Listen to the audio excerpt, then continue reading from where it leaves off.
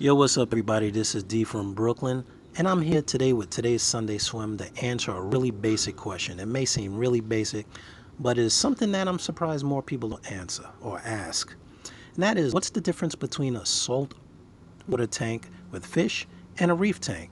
Or rather, a fish only tank or a saltwater reef tank. So, taking this shot of my nice cloudy 125 as I mix the sand to explain. Now, a saltwater tank is any tank with a specific salinity, or rather the level of salt in the water column, that is at the level of 1.020 and 1.023 or better. This qualifies it as a saltwater tank, which basically means it has salt water in it. Now, the only difference between a saltwater fish only tank and a saltwater reef tank is the ability to maintain coral in this system. So now let's look at this tank. You'll hear terms like refugium, sump, reactor, phosphate, GFO, nitrate. You'll see a lot of terms, but basically a reef tank is a fish tank with coral in it. That's right, coral in it. So let's look at a very simple system. This is an 11-gallon cube. Now, by no means do I recommend that anybody start out a saltwater reef tank with such a small system, but I'm using this in order to show you that this tank was originally a fish only saltwater tank, which means it just was a home for my mollies that I acclimated into saltwater because they're brackish, and my spotted cardinals. But as I maintain steady reef compatible water parameters, which I'll get into soon, I was able to take coral from the neighboring system and keep them happy and healthy in this tank. Now, how I do this? Filtration, nothing complicated, but consistent. I have LED lighting, which you don't even have to rely on, but it keeps them happy. And I maintain clear water and do water changes like any other aquarium. So now in this tank, I started with nice, simple, but beautiful spotted cardinals and fish that I like until I kept them happy and healthy and were able to add coral. Now let's talk about that phrase, parameters.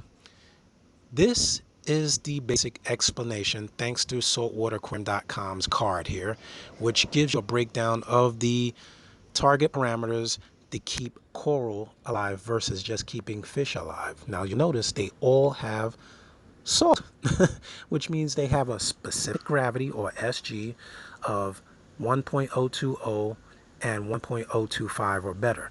Now, the only difference is when you look at a reef tank, you'll get into things like magnesium and calcium and pH. The pH is higher because a higher pH is needed in order to dissolve these elements in the water column in order for the coral to be able to utilize them and stay alive. Now, if you really take a closer look, you'll see that even those parameters are pretty similar in all three aquariums, including the nature aquarium, which is basically like the beach, like where you keep coral in one area, you keep fish in one area, and it transitions. Now, here's a freshwater tank. Did you know that even freshwater fish have a very minute amount of salt in their bloodstream or in their systems? And you may even have a freshwater tank with sand in it. Now, why can't you keep a saltwater tank? Very good question. The answer is you can keep a saltwater tank.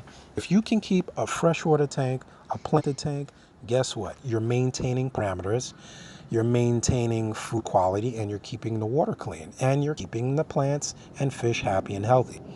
The same discipline and know-how is all you need to keep a saltwater tank happy.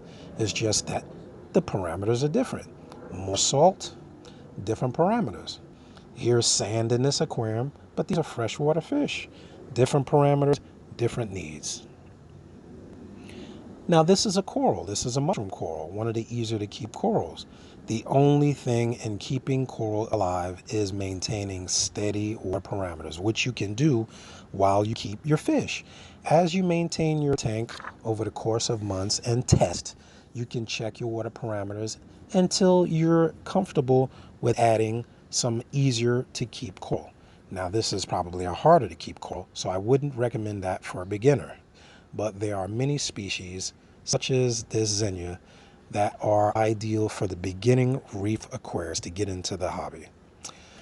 So with that being said, I hope that answered the question.